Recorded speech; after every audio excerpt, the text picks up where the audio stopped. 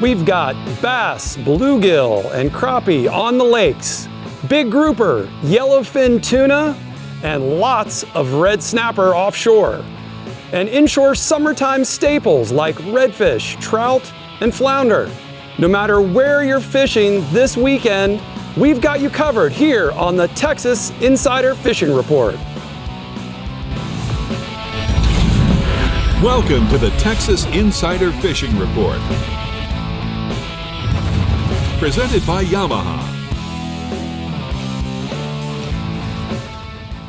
Hello and thanks for joining us here on the Texas Insider Fishing Report. We hope everyone had a fun and patriotic 4th of July weekend. We have Captain Tommy Derringer filling in for Rick today. Welcome to the show, Tommy. You gonna help me hold down the fort here? Definitely gonna hold it down for you, Brie. You know, Rick's out there fishing somewhere, having a great time. Of course he is. I'm really happy to be here. We're glad you're here. All right, we've got a ton of great reports, but before we head into our first region, let's say hi to Dave Farrell at the CCA Workbench. Dave, it's gonna get a little stinky over there today. Well, there's some stink bait over here. I wasn't talking about that. We're talking about catfish fishing. Woo. So yeah, there is some odor involved. Some odor. Yeah. Wonderful. My favorite. Pleasant odors. Pleasant odors. I could smell it. Sure, I can already smell it.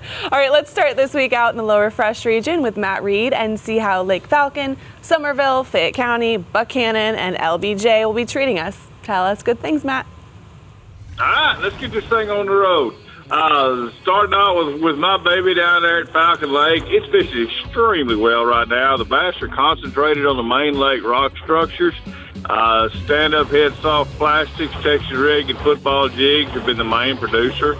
The stand-up head with a plum apple worm has been the #1 choice by far. We've caught a bunch of really big fish in the last week or 10 days. Greg Boyd sent me a report from Lake Somerville. It's 2 feet high and it's falling.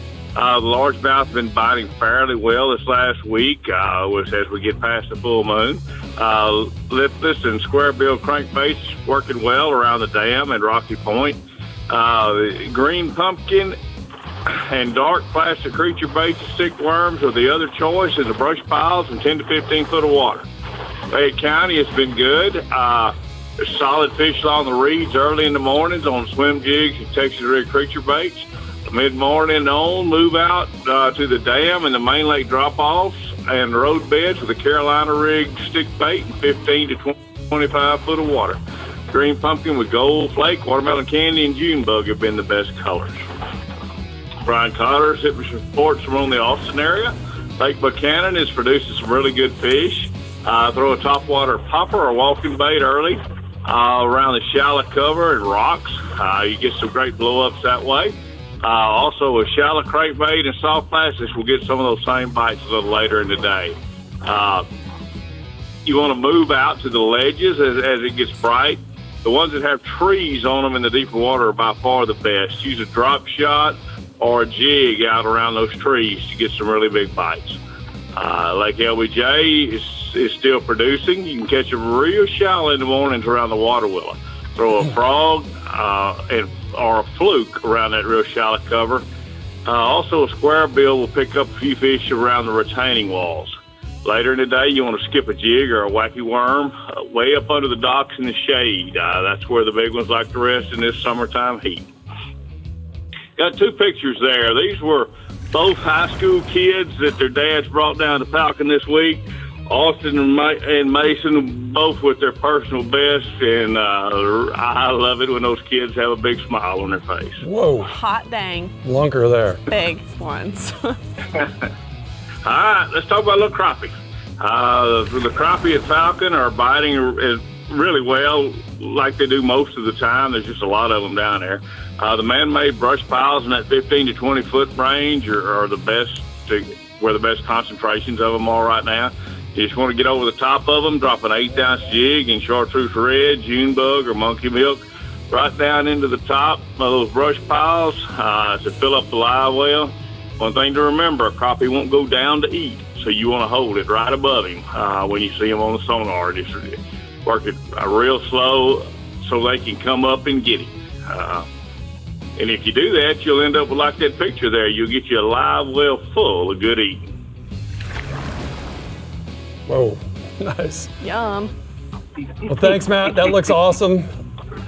Here are the FiberTech hot spots for the lower fresh region. Falcon Lake bass are playing nice. Concentrate on main lake rock in 12 to 15 feet of water to catch some big ones. A stand-up head with a big plum apple worm is the ticket. Those are some big bass. Those are some big, and crappie. And crappie. That was a lot of, that's going to be a good fish fry right there. Absolutely. All right, this week in the STARTRON Middle Fresh region, Matt Loescher has some new waters for us to explore. So let's see where we're adventuring to. Talk to us, Matt. Matt, you there? Well, Tommy, looks like you're going to be doing double duty today. Let's get to his report. Hey, you know what? Matt says he's got a largemouth bass report to start this week from Lake Palestine, a lake he hasn't been able to report on in a while. Mr. Thurman Selman with Bass A Specialty Guide Service has been fishing there, and he says it's been producing a lot of fish for him. Now, he told me, or told Matt that is, that the water temperature's in the mid-80s and the water's slightly off-colored and stained. Those fish are going to be coming mostly from the south end of the lake below Highway 155. All right, Matt, were you catching some bass on that thick grass by flipping a Bass Assassin Skunk Ape? That's right, yeah. Mr. Thurman's catching them up there in that thick grass with that skunk ape. He's using the watermelon reds and the green pumpkin chartreuse has been the best for him. And he's using about a half-ounce weight to flip in there to that shady side of the grass. He also told me lately that he's been catching some fish from the docks on a 3/16-ounce shaky head using the Bass Assassin tap-out worm in the Gravedigger color. Love that Gravedigger color. It's a really good one. Y'all need to try that.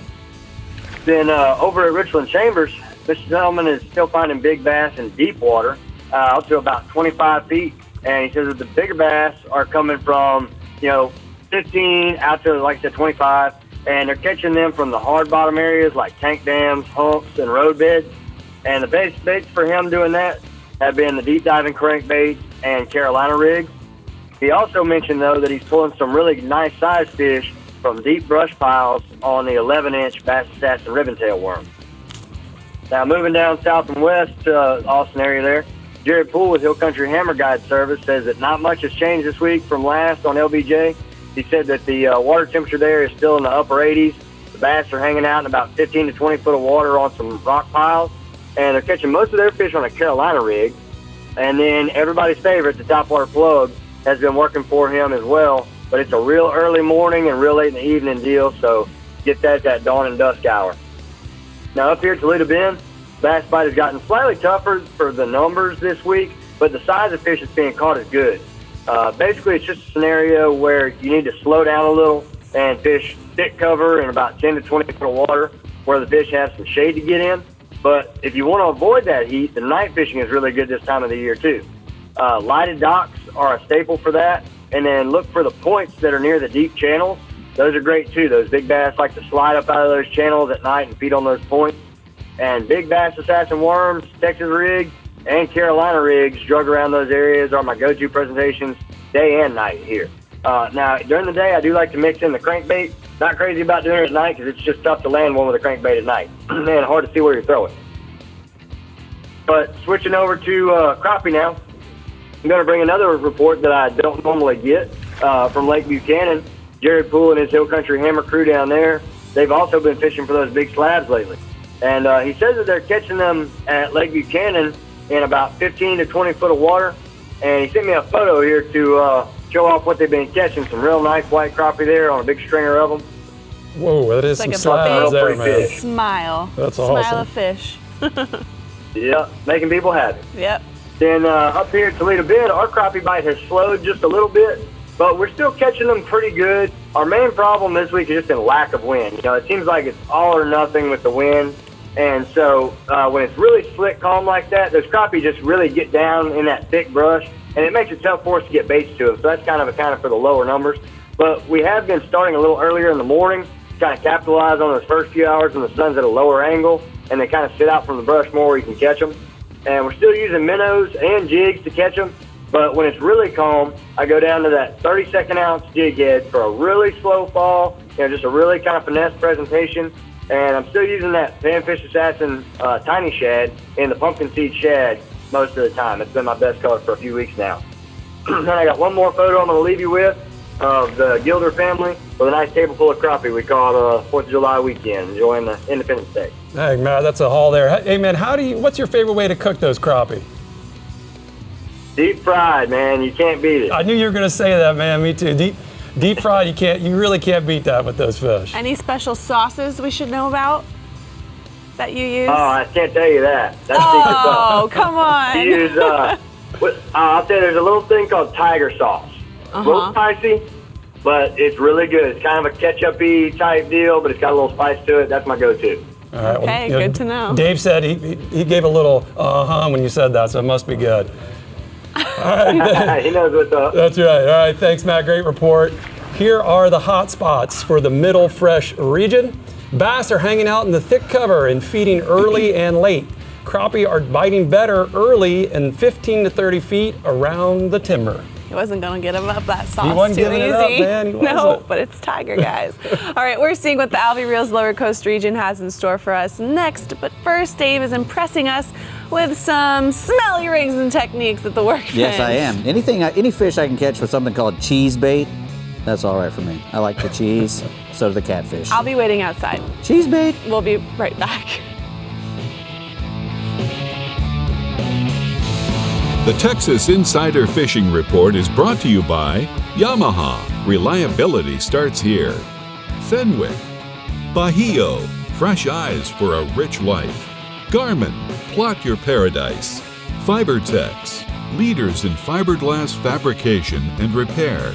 Sportsman's Adventures. Fishing for adventure. Penn. Let the battle begin. And Skeeter Performance Fishing Boats. Eat, sleep, fish. Yamaha's reputation for saltwater reliability is driven by the 4.2-liter V6 Offshore's 97% reliability and overall performance. Reimagined with new advantages like built-in digital electric steering for incredible responsiveness and exhaust rerouting for more powerful reverse thrust. The legacy of the reliable Yamaha 4.2-liter V6 continues, now more refined and capable than ever. Yamaha, reliability starts here. Are you tired of fighting foul odors in your car? The easy-to-use Auto Odor Eliminator from StarBrite uses the power of chlorine dioxide to eliminate even the worst smells. From cigarettes and pets to fast food and sweaty kids, this EPA-registered chlorine dioxide technology fights the odor-causing bacteria, the source of the stink. Don't just cover it up. Eliminate it with the Auto Odor Eliminator from StarBrite. For the Bay and beyond, team up with the best and rule the Bay in a Skeeter. Built for big water or running the flats, Skeeter has a Bay boat designed for you. Prove it with 20 consecutive NMMA Consumer Satisfaction Awards. Versatility, control, performance, and design. Visit your local dealer or online at SkeeterBoats.com. Skeeter, it's more than a boat, it's a lifestyle. Have you ever felt your heart pounding while feeling the power of a tarpon in the Florida Keys? Or experienced the changing colors of a mahi as you bring it on board? Whether it's in the Bahamas, the Florida Keys, Guatemala, or the Florida Everglades, Murphy's Law Sports Fishing has the ability to guide you to the fish of a lifetime. To book your trip today, call 305-246-0673 or go to murphyslawsportfishing.com.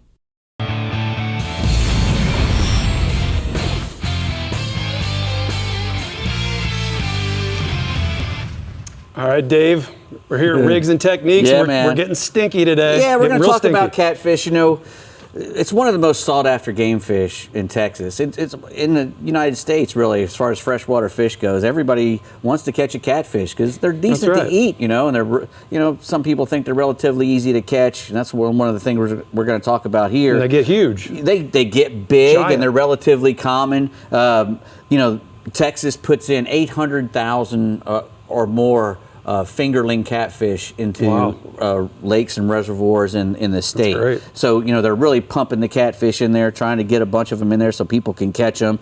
But, you know, it's not just, you know, walking down to any stream and just throwing in a stink bait. You know, you might catch a little catfish, a couple bullheads or something, you know, they might be 1 or 2 pounds. But if you're really targeting catfish, you know, you got to do a little bit more thinking. You know, catfish, the main 3 species, there's 10 different species, but there's 3 main ones that you're wanting to catch for food to get big enough to be eaten. Channel cats, he's probably the most sought after one. He lives in all the big reservoirs and the large lakes and streams. They get up to be about 40 pounds. You know, if you catch a channel cat that's that big, that's a monster. Blue catfish, they get really big. They grow larger. They're similar in appearance to a channel catfish when they're small. They have a forked tail. But they get to be 120 pounds. They live in the more open water. They eat more shad and stuff. They're more aggressive fish, kind of. Well, at least that's what we give them credit for anyway. Flathead catfish. He's another giant catfish. They get really big. He's easy to spot because he's got a huge flat shovel for a head. They live around banks in the rivers and streams and stuff. They get up right in the bank. They dig holes with that big head and live in holes and stuff, and they get really giant too. The rest of them are like 1 to 2 pound little catfish, all different little kinds. But which is great for kids. Exactly, kids love those. They're great. The channel catfish, they eat a lot of live baits and a lot of prepared baits. They eat, like you can go get grasshoppers and worms and corn dogs, or whatever, a big chunk of cheese, big loaf of bread. They eat all that kind of stuff. They're like the most prepared baits. The FISHBITES makes actually the Haymon. Yeah, they make prepared baits for catfish. Berkeley makes all kinds of catfish baits. Looks like a big chunk of dog food. You just put it on there, boom, it doesn't really get stinking stuff on you. Stubbies, which we've had on the show before, it's a prepared cheese bait. You roll it up into a ball. It doesn't really stink that bad, and you can put it on a hook or something, and it dissolves and makes a great scent trail, and they eat that kind of stuff. You got the punch baits too, like that bloody dip bait right there is where you actually have to shove a treble hook or something down in there and get it all gooped up on there. And the goopier the better. Yeah, on those ones, goopy big chunk of that stuff on there. And what that do is, catfish, their whole body is like a tongue. They've got all those barbs on them, and they're out there looking for stuff. The scent is very important to them. All about the stink, all about the scent. Correct. And especially those little channel cats, that's their primary way to feed. But when you're trying to target those fish in the spring, early summer, but you can catch them year round. Right. Blue cats, they're mostly caught on fish.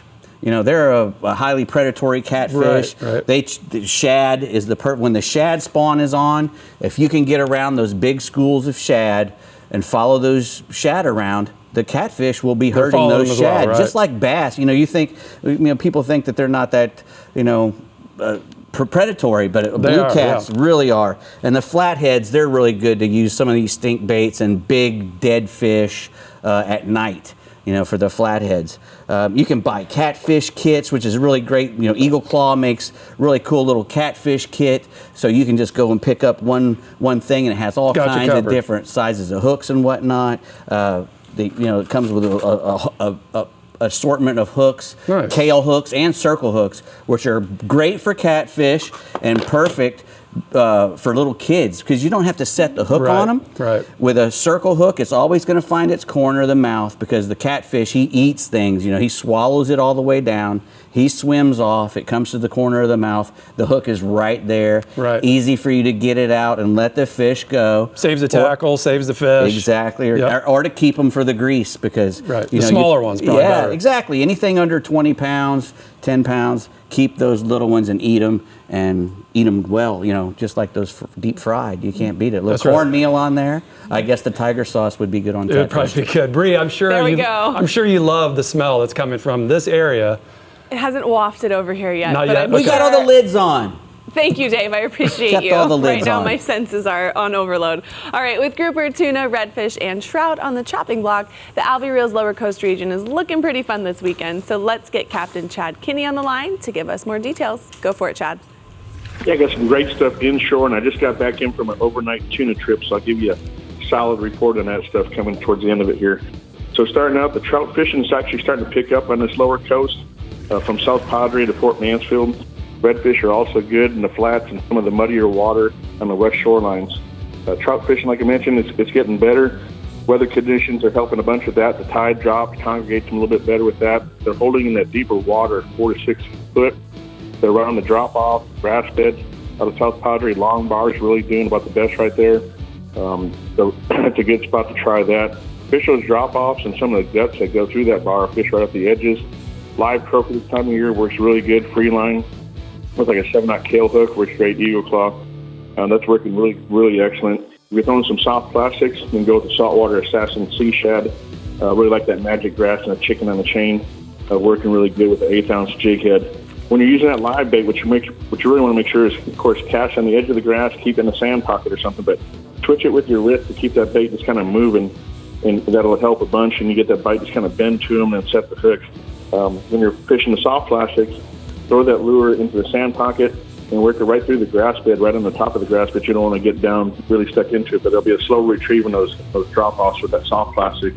It's almost like a winter bite. They're doing a slower thump, but you're definitely getting there. I've got a picture here of a nice 27-inch trout that was released off a nice SCB boat there. Moving over to redfish, we've been talking about jetties, fishing here almost all the whole show.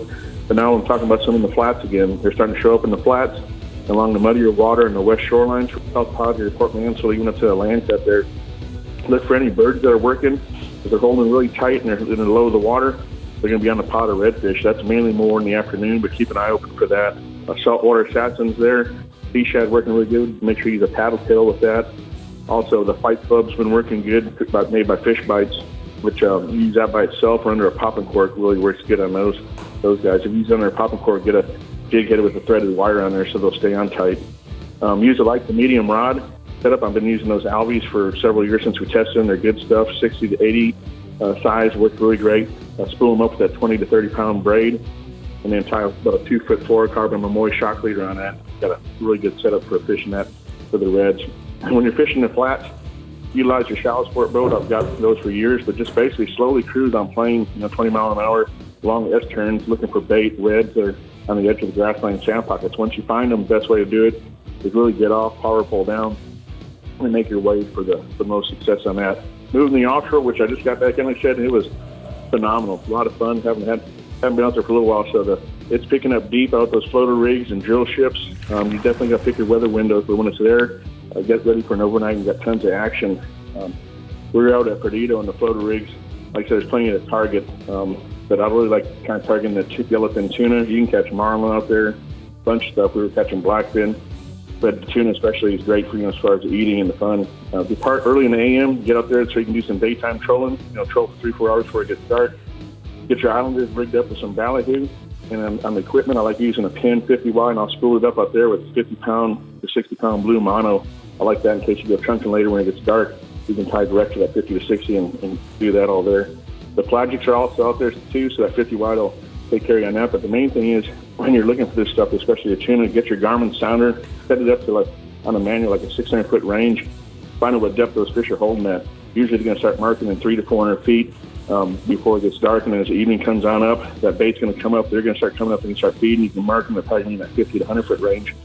That's when you start pulling up the jigging rods or throwing top wires like we did. We hammered all the ones on top wires. So we're using a blue carnage rod, which I love, the jigging rod, but great for top wires too. And about 65 to 8,500 pin reel back at diamond braid and with the top shot of fluorocarbon lever, and it's just a blast to do it. Put a mirror lure top water plug on, chunk it out there, the bait's blasting everywhere, and you basically are sight fishing. It's great. So we got a picture. All the tuna we were catching were in that 40 to 60 pound class like you see there, but it's great for eating and fighting a lighter tackle. Moving out on the way back, coming on the way back, or deeper, however way you want to look at it, but if you want to go out deep dropping, snappers still open in the federal water, so it's a good time to go out there. Maybe pop a big grouper, so they're usually hanging out in the 200 to 50 to 500 foot range. We'll try some deep dropping with like some Warsaw. Use a heavier mono rig on this, 200 to 300 pound leader.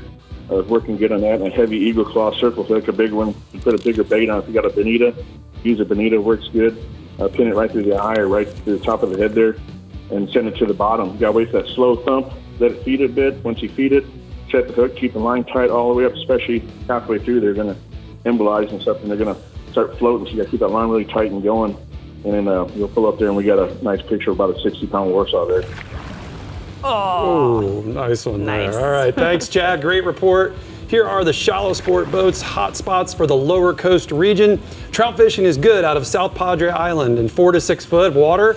with live bait and soft plastics like saltwater assassin sea shads. And offshore, head out to the floater rigs for great offshore fishing if you're going to be targeting those pelagics. Well, Tommy, Bahio sunglasses are definitely the new trend out there on the water this summer. I see you have a handy pair there too. And all you have to do to win a pair is enter in the My Bahio Summer Contest. Share a photo or video of your favorite fishing paradise and tag and follow hashtag MyBahio and @Bahio Sunglasses. If your favorite fishing spot is chosen, you'll win a free pair of shades and other Bahio gear. One winner will be chosen every Friday all summer long. That's pretty insane. Awesome. Those are good odds. That's pretty I good. would enter. That's pretty good. All right, coming right up, we're throwing some lines into the Garmin Middle Coast and Upper Fresh regions, so stay hooked. And to keep up with everything fishing in Texas, make sure to head on over to our website, like us on Facebook, follow us on Twitter and Instagram, and to see new fishing adventures along with reports, subscribe to our YouTube channel, Captain Rick Murphy. We'll see you soon.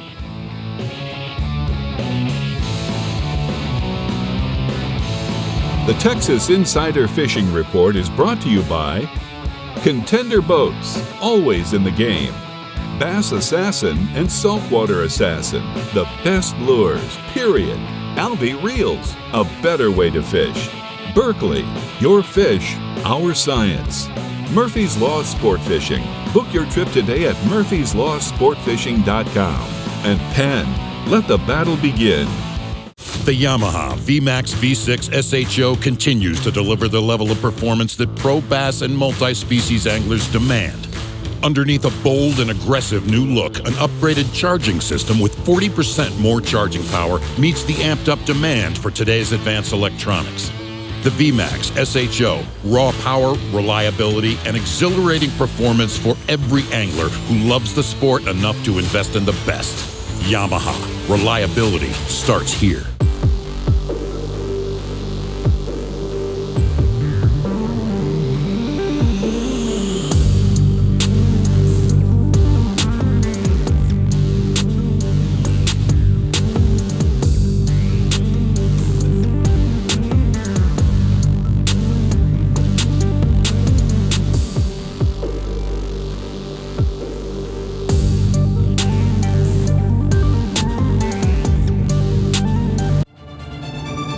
For more than 20 years, anglers everywhere have come to know one thing, that nothing says no to fish bites. We are the Fish Bites Nation, and this is your invitation. So grab some fish bites and get busy casting, because you can't join the nation without doing the catching. Ask for Fish Bites or Fish Bites Fight Club lures, or visit fishbites.com.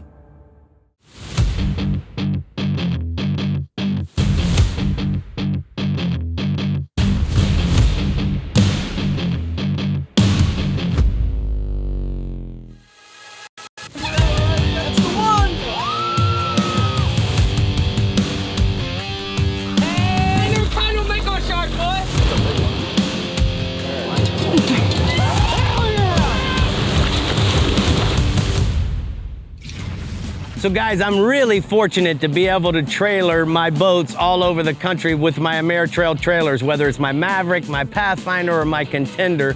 There's always some key things I do before I leave the house, whether I'm going right down the street or I'm traveling across the country to do a Sportsman's Adventure episode. So I thought it'd be really cool to share a checklist that I go through to maybe help you guys not have a problem on the side of the road. First thing I'm gonna do is I'm gonna check all 4 tires, and including the spare 5 tires, to make sure that I have the right amount of pressure in all of the tires. The other thing that I'm gonna do is I'm gonna carry an actual plug-in kit just in case I run into a problem. Now, if I have to change a tire, guys, I make sure that I carry a thin wall socket because of the distance between the lug and the aluminum rim. If I don't have a thin wall socket, I can't get the 4-way on there. Once I broke those free, then I can certainly use the 4-way because the thickness of the 4-way prevents me from getting in there when they're snug and tight. The other thing we've done is we've taken 2 2x4s and put them together with wood screws. And what this allows us to do is that acts like a jack. So what we're gonna do is on the good tire, if this was the flat, we're gonna actually pull the good tire up, and now that actually jacks the trailer up for us. The other thing that we always make sure that we do is we make sure that all the lights are in good working condition. Make sure the flashers work, your running lights, your blinkers, your brake lights, as well as your tail lights. Make sure that all of that is working so that you don't have any problem at night. All of these things will be very helpful. You don't want to have a problem on the side of the road. A lot of us from Tampa and Orlando and all different locations travel to the Florida Keys. You go up to the Panhandle. Guys that are in Texas go to Louisiana. So make sure before you leave that you check everything. I'll give you a new tip too. There's a number here that says 2220. What that is that's the manufacturer date of the week of the tire that it was registered or made. The 22 is the 22nd week of the year 2020. You shouldn't have them more than 5 years. I recommend that you change them every 3 years, especially if they sit on the side of your house, because sun will make them dry rot. So there's a couple cool points for you, and make sure that your Ameritrail trailer is in good working order just like mine, and you're ready for the next trip. Those are some good tips. Look at Rick making an appearance. Really, really great tips. Right? The 2x4 thing. Yes. He was like, I was like, yeah, that's all really important stuff. Thanks, Rick. Thank you, helping Rick. us out. You've really helped us out. All right, the Garmin Middle Coast region is full of welcome surprises this week, but Captain Bink could not join us today, so Tommy is going to read his report. That's so nice of you. I'm happy to do it. Let's get to it, Tommy. All right, you know what? Well, Bink says, while July normally affords some of the lowest tides of the year, a switch to southeast winds late last week, it's helped keep the tides at about normal levels. Now that's good news. He says the more water in the bays, the more real estate you're gonna have to fish. Guide Glenn Ging caught and released trout to 29 inches while drifting in East Matagorda Bay. The switch to southeast winds lowered the barometer and greened the water and allowed captains to fish prime deep water shell in about 5 feet of water. The reefs in the middle of the bay have been wadeable as well. Now, we haven't seen many calm enough days this summer to wade Droll's Lump, Half Moon Reef, Long Reef, and 3 Beacon Reef. So there are plenty of fish waiting right off the drop-off to bang a Super Spook Junior, Skitterwalk, Bass Assassin, Down South Lure, or Mirror Lure soft beans. Now, West Matagorda Bay grass beds continue to produce good catches of trout. It's all dependent on the tides, and the incoming tide has been strong in the morning. Mirror Lure, Lil Johns, and Soft Deans, and Slammin' Chicken Bass Assassins have been getting thumped on the outer bars. Now in Freeport, trout are best around rocks and the channel on free-lined live shrimp. There have been flounder in the same locales along with some mangrove snapper. In Port O'Connor, spots like Noonday Bar, the Hump, and South Pass area are holding trout on 5-inch Bass Assassin, saltwater shads in fried chicken and magic grass. Now the best option for boat anglers has been shrimp or mullet. Many captains have said that the fishing for trout has improved, but most remain vigilant in releasing more than they keep. That's cool. Now species number 2, we're going to talk about redfish. Bink says in Port O'Connor, redfish have begun to show in better numbers in the backwater areas like Shoalwater Bay, the lagoon, and the maze of back lakes of Matagorda Island. The best baits there have been the smaller Bass Assassin sea shads swim baits. It's always a tough thing to say. Sea shads. Sea shads. around Matagorda, guides Brett Sweeney and Tom Brown have had to move around a lot to find a good box of reds. It has been the one here, one there game. However, since the wind has switched to the southeast, more water has been pumped into the bay, making for better fishing off the points of the south shoreline of West Matagorda Bay. Live shrimp and mullet have worked best. Waders have found scattered redfish later in the morning after they've caught their trout. Now, around Freeport, the jetty area has been the best bet for reds. Carolina rigged finger mullet and pogies have worked on the moving tide. Surf anglers have found redfish in the first gut early in the morning, with incoming tides peaking just after sunrise. Guide Mike Siegel of Real Thrill Charters said there are a lot of bull redfish just off the beach in 35 feet of water, caught on sardines. Lots of gaff tops and sharks with the reds as well. Bink's got a photo here. The redfish have been found in that first gut of the surf on table shrimp, and that's one caught there. It's a nice looking redfish. It is, 2 spots. Pretty sky there too. All right, now moving offshore, Bink's gonna talk about some red snapper. Out of Freeport, kingfish and red snapper are good around the rigs on sardines about 25 miles out. Most of the snapper continue to run in that 18 to 10 pound range, or a 10 to 18 pound range. In Matagorda, it was calm enough this past weekend for many bay boats to venture to the Gulf and grab a quick limit of huge snapper. Cobia have been found on the weed lines, and there are a ton of kingfish all over the Gulf. Captains have reported there are a lot of good rips along the breaks and hilltops. They're also holding good numbers of billfish. Now that's another solid report from Bink in the GARMIN Middle Coast region of the great state of Texas. And Bink says, you know what, keep practicing sound conservation and please release more than you keep. And Brie, you're gonna do the hot spots for me? Give me a little break. Great job, Pseudo Bank. All right, here are the Mirror hot spots from the Middle Coast region. All right, trout are good on Bass Assassins while wading sand and grass in West Matagorda Bay. Redfish are good along the beachfront on fresh table shrimp in the first gut. All right, we're focusing on number 1, Lake Fork in the upper fresh region this week with Johnny Geist. So Johnny, tell us what we're catching. Hey, Brie and Tommy. Well, then we'll talk about a little lowly bluegill this evening. The bluegill on Lake Fork are big as well as the bass and crappie. And, you know, most anglers, they're introduced to fishing at an early age by catching a sunfish. The panfish, or brim as we call it, it's a real hard fighter. It can usually be found anywhere there's water, so it's easy to find. I like to go after bluegills when I have a kid on board, and so they can quickly get into some action and catch their first fish. So I got to take my great-granddaughter Allie this week. She's 3 years old, on her first fishing trip on the 4th of July, and she caught her one. So I'm pretty sure I did the same, introduced all of my kids, 3 kids, to catching bluegill at an early age, and all the grandkids the same way. That's awesome. You know, the bluegills are real abundant, and they're usually hungry, and they're real easy to locate.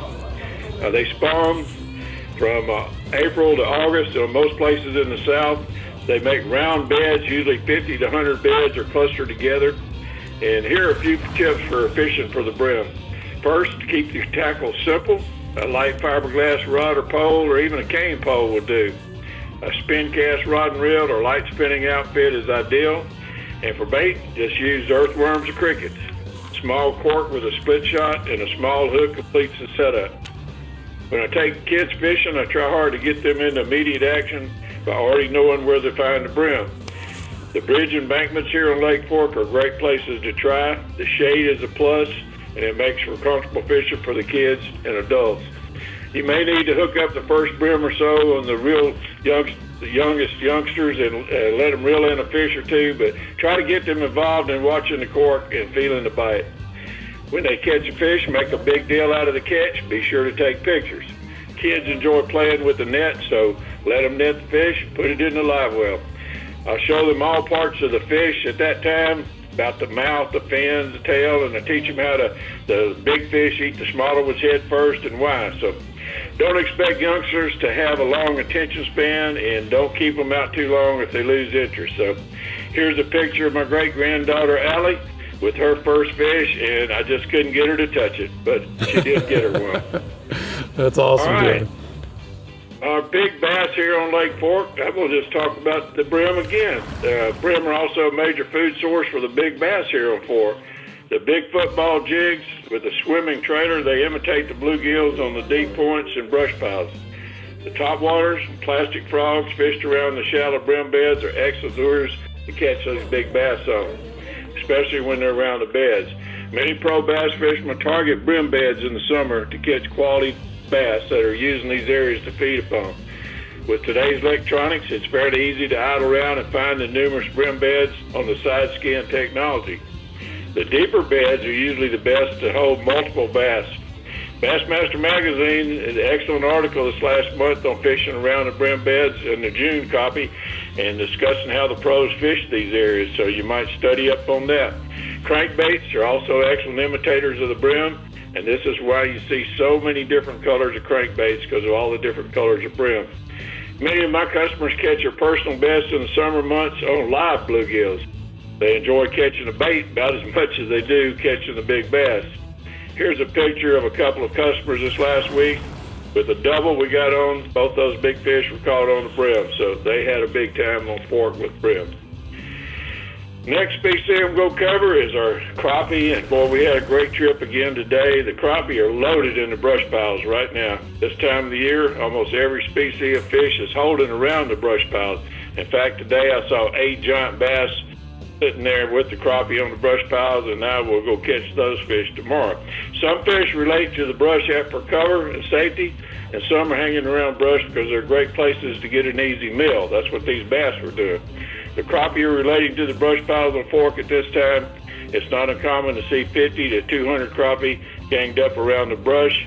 Many anglers put out the brush piles several times a year to attract the fish to a certain area. The fresh brush immediately attracts a smaller bait fish, and it doesn't take long for the crappie and bass to find a new feeding area. Brush also provides shade, which is very important to fish in the hot summertime. Schools of crappie will move to different parts of brush pile as the shade moves due to the sunshine, so your side scan sonar really helps for that. The new forward-looking sonar like the GARMIN Live Scope is the best way to locate the brush piles, whether they're man-made or natural ones. Texas Parks and Wildlife posts GPS coordinates of fish attractors, brush piles, on their website, every lake in Texas. These are specific locations where they have strategically placed the brush piles to provide for fish habitat. Almost every one of the fish attractors on Fork right now are holding crappie at this time. Here's a picture of a group of anglers fished with me this week, a bunch of crappie, caught every one of those crappie on that table on brush piles. So, hey, it was a great week. July is another great month for fishing here in North Texas, so grab a pole and I'll see you on the lake. Thanks, Johnny. Great report. Here are the hot spots for the upper fresh region. Bluegills are bedding all summer long and biting on earthworms, crickets, and small jigs. Look for hard bottoms at 1 to 15 feet and watch for clusters of round beds. Use light tackle with a small cork and a number 8 hook for best results. You're going to also find schools of brim and crappie holding on some brush piles, those ones he was talking about. All right, well, Maverick, the official shallow water skiff of CCA Florida, has stepped up in a big way.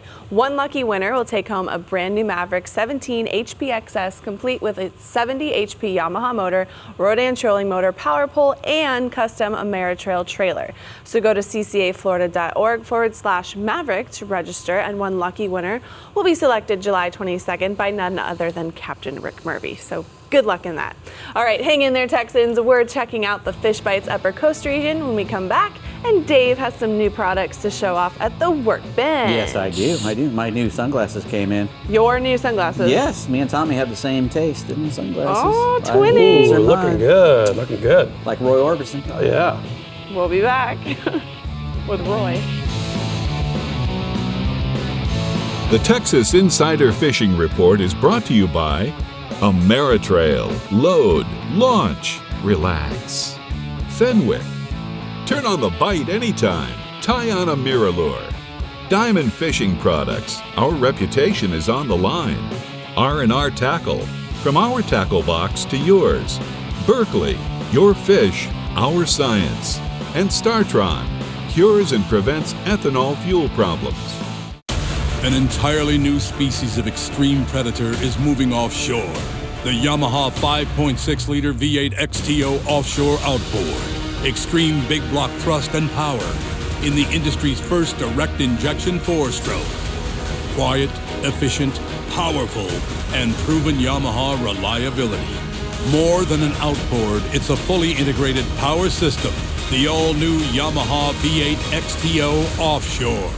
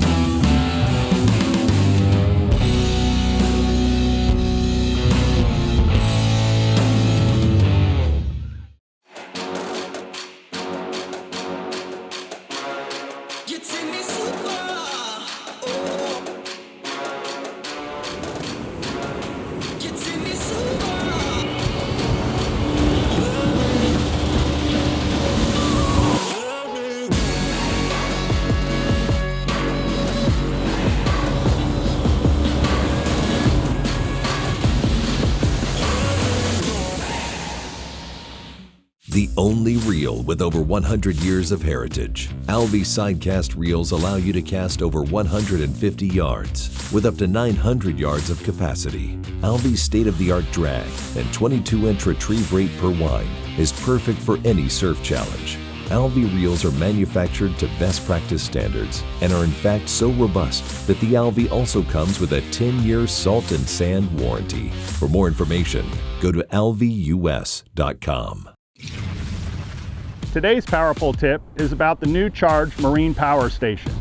After the Charge is installed in your boat, the key thing to do is to log into the Sea Monster app and let the Charge know what type of batteries you're working with. The Charge is designed to work with gel, lead acid, AGM, even lithium batteries, but the key is letting it know what you got in the boat. So for our trolling motor batteries in this Pathfinder, we've got 2 Odyssey trolling motor batteries. They're big, deep cycle batteries that last all day long. I want to go into the Sea Monster app and let it know exactly how much reserve capacity is in those batteries, and Charge is going to optimize and charge those to the fullest. But for our cranking battery, we've got a different chemistry. It's a lead acid. We will do the drop down and let the Charge know we're working with the lead acid battery on the cranking side, how much reserve capacity is in that, and the Charge is going to optimize a different battery type for your outboard. For more information, go to powerful.com, and that's your tip of the week.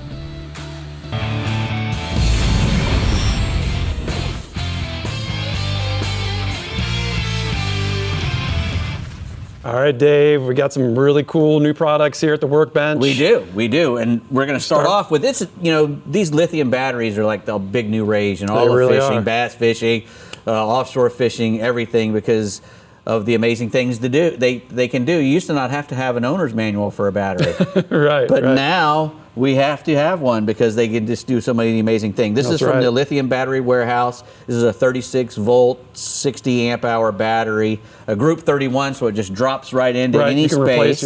Replace your existing. Yeah, your existing batteries, not some kind of funky size, and they last 3 to 5 times longer. They do. You know what? I've been running this battery, a battery just like this, in my boat now for a while, and it does all that stuff you said. Also, it's so light. You know, 38 pounds or something, right? So this is a 36 volt battery, but it's in one case instead of 3 cases. And I think it takes out, 150 pounds, something like that. I mean, it's a lot of weight. It takes a person out of your boat. That's a lot, right? It's a ton of weight that has to go out the door when you can get one battery that takes all that. And also it charges super fast. And it also, it'll go at 100% from 100 to 0.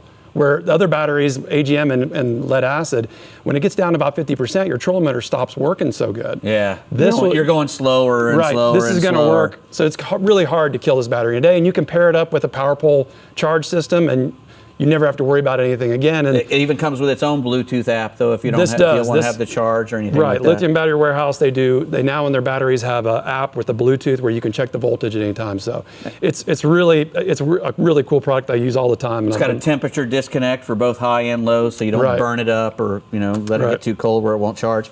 Really cool things, man. These batteries are getting better and better all the time. Go try one of those out at Lithium Battery Warehouse.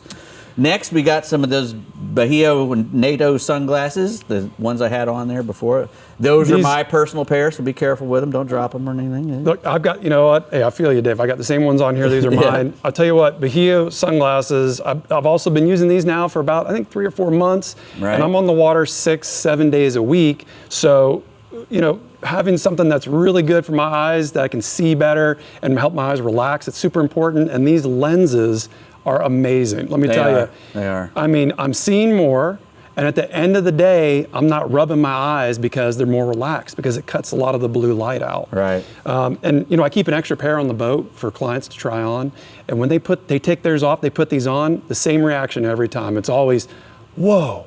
Look, it's like seeing stuff in HD. You're right. I like these because they're oversized. They've got the big oversized temples. It keeps all the light out of the sides, which helps a lot as well. Right. Just big frames for big faces, or a big head. I have a small head, but I have a big face, and so I had to have something that covers up my whole face. Right. Yeah. The more light you can keep out, the better. Yeah. Go to BEALLS.com to get you some of those. Next, we have some a Taco Marine quick release fender lock right here. With this thing, you can just go ahead and tie your fenders onto this little ring, get it adjusted to the proper size. This will be mounted on your boat and where you have all your fenders at. And then so when you're coming up to the dock, instead of that big, you know, cluster for the where are we going to get these? Right. Where's snap this it go? right on. They're all hanging this right size. You just walk up there, bang, pop nice. it in. That's cool. It hangs down in the proper. Has a nice little. It's made out of stainless steel. Has a nice little drain plug. Go to Taco Marine, get one of those. Real quick, we got some Trocar hooks. These are the octopus hooks, surgically sharpened, 22-degree offset. These octopus hooks would be great for the catfish we were talking about. Yeah. They're good for all that kind of stuff. Medium wire, heavy wire. They come in the that black platinum finish or the red finish. Tons of sizes from little 1s all the way up to 9/0 and packages from 3 to 20. And super duper sharp. They're incredibly sharp. The Trocar, because you know they got that surgically sharpened tri-point, and it's just crusher. Awesome. So those octopus hooks are cool. Thanks, Dave. Catch everything. All right, Brie, what do we got going on next?